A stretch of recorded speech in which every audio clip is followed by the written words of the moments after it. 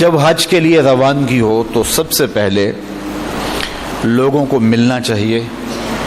یہ بات ذہن میں رکھیے کہ آپ حج پہ جائیں یا عمرے پہ جائیں تو بالخصوص حج پہ تو آپ لوگوں کو جا کے ملیں.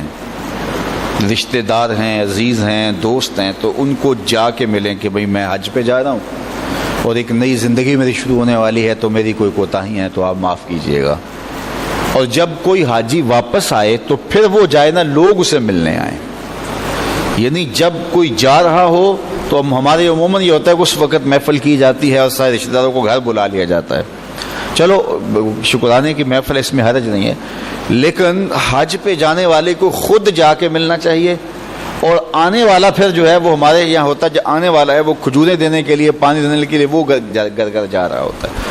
تو یہ ہے کہ جاتے ہوئے حاجی کو جانا چاہیے اور آتے ہوئے لوگوں کو آنا چاہیے. اس لیے کہ جاتے ہوئے اس کی غرض ہے کہ یہ معافی چاہ لے، اور آتے ہوئے ان کی غرض ہے کہ وہ اس سے دعا لیں کہ وہ اللہ کے گھر کو دیکھ کے آیا ہے. اور حاجی جب بیت اللہ کی حاضری کے بعد واپس آ رہا ہوتا ہے، صحیح حدیث میں آتا ہے اس کے گھر میں داخل ہونے سے پہلے جو دعا نکلتی ہے وہ مستجاب ہوتی ہے. تو حاجی کا جو استقبال کرنے لوگ جاتے ہیں تو یہ اپنی لالچ میں جاتے ہیں کہ اس سے ملیں اور اس کو دعا کا کہیں. تو آج کل تو مزید سہولیات ہو گئی ہیں، فون کر کے میسج کر کے بھی کہا جا سکتا ہے جناب میرے لیے دعا کر دیجیے. تو حاجی کی گھر میں داخل ہونے سے پہلے کی گئی دعا جو ہے وہ رد نہیں ہوتی، وہ مستجاب ہوتی ہے. تو جب وہ یہاں سے نکلے، لوگوں سے مل لے، حقوق العباد ہو تو اس کی تلافی کر لے، قضا نمازیں اس کے ذمے ہیں تو وہ ان کو ادا کر لے. اس طرح خواتین پر اگر روزے ہیں، ایام خاص میں رمضان میں ان سے روزے چھوٹے ہوئے ہیں تو ان روزوں کو پہلے قضا کر لیں. قرض دینا ہے تو قرض ادا کر لیں. تو اس کے بعد جو ہے وہ کچھ لوگ ایسے ہوتے ہیں کہ وہ قرض نہیں دے رہے ہوتے، حج پہ جا رہے ہوتے ہیں. تو اگر آپ کے اوپر قرض ہے اور قرض ادا کرنے کے بعد آپ صاحب استطاعت نہیں رہتے تو حج آپ کے اوپر واجب ہی نہیں ہے. تو کچھ لوگ نفلی حج کر رہے ہوتے ہیں اور بار بار کر رہے ہوتے ہیں، اور جو رقم لینے والے ہوتے ہیں وہ تقاضا کر رہے ہوتے ہیں، وہ ان کو نہیں دے رہے. تو لوگوں کے پہلے حقوق ادا کریں، حقوق العباد، اور جو اللہ کے حق ہیں آپ کے ذمے.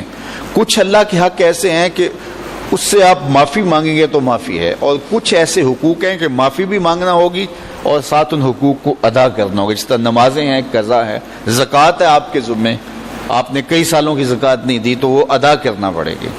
اسی طرح روزے ہیں آپ کے ذمے تو وہ ادا کرنا پڑیں گے. منت مانی ہوئی ہے، بعض کا انسان کو منت مان لیتا ہے، بعد میں کسی وجہ سے اس کو پورا نہیں کر سکتا، اللہ تعالیٰ وہ کام کر دیتا تو وہ پوری نہیں کرتا.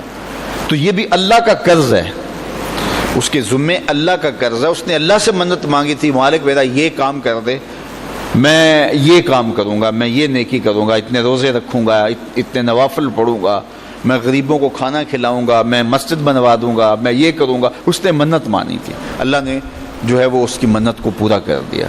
اب اس کے ذمے لازم ہو گیا، اس نے اپنے اوپر خود فرض کیا تھا کہ یہ میں تیرے سے عہد کرتا ہوں. اب وہ قرض ہے اس کے ذمے اللہ کا، تو حج سے قبل اس کو وہ قرض ادا کرنا ہوگا.